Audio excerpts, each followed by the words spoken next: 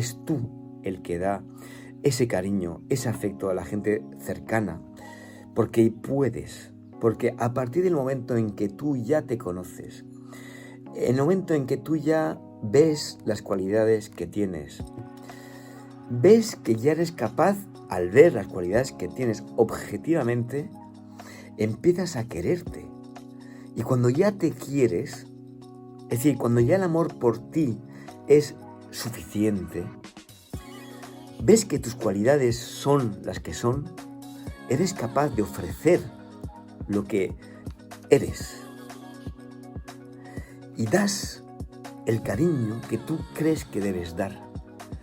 Evidentemente, este camino que te lleva justamente a esa meta, que es quererse a sí mismo y al fin poder querer a los demás, es ir al pasado, volver a recordar momentos de una abuela, en mi caso, ¿no? que sobre todo lo que ella hacía era suscitar el miedo, ¿no?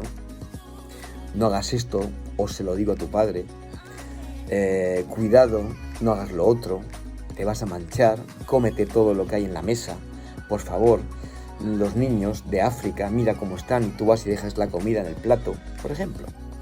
Heriditas que inconscientemente se han quedado ahí, se han quedado en el subconsciente. Doy estos ejemplos, pero seguramente en la cabeza de cada uno tiene ejemplos de aquello. Aunque parezcan tonterías, han marcado, se han quedado grabadas esos miedos. Ten cuidado, no vayas así vestido, no veas tú cómo vas vestida. La faldita tan corta, pareces lo que sea.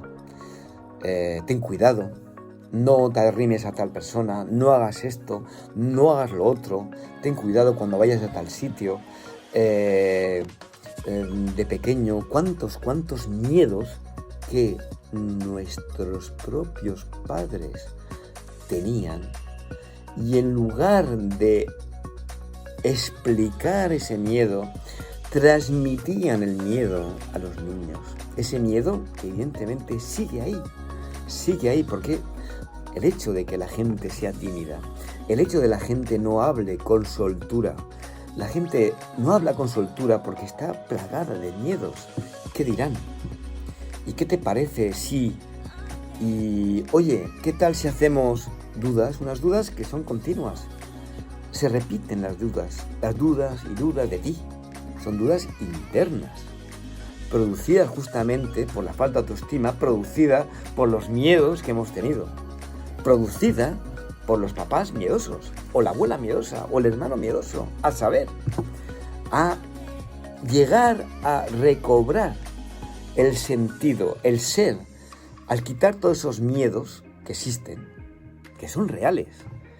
Es decir, si te han machacado, chica, con 14, 12 años, no vayas con la falda tan corta, no vaya a ser que, no hagas esto, no cojas una serie de cosas que en aquel momento eran válidas, porque era posible aquello, pero ya con la edad esto quedó grabado, pero ya no sirve, ya no es útil, ya sabes defenderte, sabes hacer la diferencia, conoces la diferencia entre el pasado y el presente, ya eres adulto o adulta y ya puedes liberar aquellos miedos que sin querer aún influyen, porque el miedo no se va, no desaparece. No hay una varita mágica que de la noche a la mañana te vuelva a decir, ya se me ha quitado el miedo. Hay que ir a la causa, hay que ir a quién lo produjo, cómo lo produjo, cuál fue el contexto para entender el episodio que produjo el miedo. Y digo eso con una intención, porque cuando uno entiende lo que pasó en aquel momento, lo digo lo que pasó, que es el pasado, pero que aunque no creamos que el miedo instaurado en aquel momento aún está presente, pues el hecho de ir a curar ese pasado es simplemente recordar los detalles, qué es lo que pasó. Y el resultado es la desaparición, es el esclarecimiento del episodio, ese esclarecimiento, ese entendimiento del pasado, hace que desaparezca el dolor. El entendimiento es esclarecedor y además curativo.